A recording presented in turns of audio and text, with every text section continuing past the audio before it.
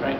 So, and you know, they're more worried about getting their coffee in the morning. So the flip side of it is, I'm just wondering then, what would be your strategies or your ideas then on trying to get more people to actually understand what it is that immigrants can have, you know, can help us learn about their issues, and how kids, that the rest of society can learn more about the immigrant issues that happen to immigrants and refugees? I don't know, man. Don't people read newspapers? Like, what the hell happened? Like, people get information in all sorts of ways. I mean, what was happening in Sri Lanka and to Tamils is not a hidden little fact. I mean, it was a major news. I mean, people should have known about it. I don't think it's about knowledge. You know, I always say that racism is not about ignorance. Racism is about a particular kind of knowledge that says that if a person of color is somehow less than so-and-so, right? So to me, racism and the ability to marginalize someone is never about the fact that people didn't know what was happening in Sri Lanka. You may not know the history of Sri Lanka, you may not know why this happened, but you do know something is happening. Because the Tamils have been talking about it all this time. They're very well organized. They have been in the mainstream media. They've been protesting in the streets, for God's sake, in a country. For God's sake. I mean, our anti-war demonstrations had to take place on weekends because it was inconvenient to have them during work hours, right? This is about against war generally, okay? Our politics is, radical politics has reached a point where if it's not comfortable, it's not radical. You know, I mean, come on, you know, our socialists and communists are, you know, they've got to worry about their RSPs too, right? So the thing is, that's okay. That's the comfort of living in a society where, by and large, people are doing well. So when the Tamils come out into the street, 30, 40,000, rather than getting excited about the fact that, my God, there is a level of politicization that this community is showing that some of us couldn't dream of, it was easier to treat it as this other community with this other issue, but it's now my issue, right? And I think it has to do with that insularity of our own political agenda. It's got nothing to do with not knowing what the Tamils were going about. All they had to do was ask. The Tamils would be happy to tell them. I mean, forget about the Tamils. What about the Aboriginal people? When I first came to Canada in 1988, I think it was the ochre crisis. I was pretty excited. I'm like, oh, Canada is just like Pakistan. I was really happy. I'm like, you know what? I haven't gone to a different country at all. You know, there's a barricade, people have got guns, armies has a standoff. I thought Canada has hope. And then I find out it was an aberration. And then I find out that Aboriginal people were doing something terrible. I'm like, no, that's exactly what happens. When you take on a battle, and you know what I'm saying, it's not about, in Canada, our politics has become so comfortable. It's become so comfortable that there are only two options. One is you participate in that comfort zone and nothing ever changes. The other is you opt out, which is what immigrants and refugees are doing. Because the third option is actually organizing and getting out into the streets and actually doing something about it, which is what the Tamils did.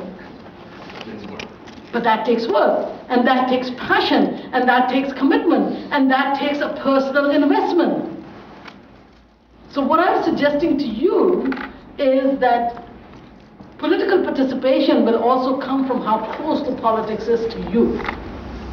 And to my mind, if we stop thinking of immigrants and their issues as their issues, but our issues, maybe we'll become more politicized, because there's shit happening all over the world, man. You need a cause, I can give it to you.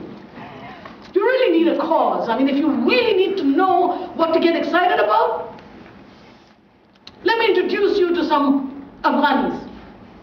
Let me introduce you to some South Asians, generally, you know, Kashmiris, Pakistanis, Bangladeshis.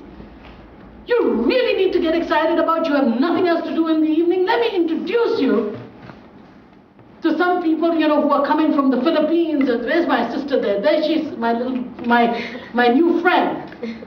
You know, there's lots of things happening. You know, all of that world is sitting right here in our backyard. But we are too busy political acumen into some kind of a lobotomized, Canadian reality, where nobody knows where they're going to seek the benefit. Where is the benefit to them? Okay, maybe I'm being a little extreme, but I think that it has a lot to do with how people feel connected to the political process. But do you think, well, actually, I'll ask a question. But do you think also that there might be a lack of understanding of how the political system works here? Is that part of it, or is it just really... Do you understand how the political system works then?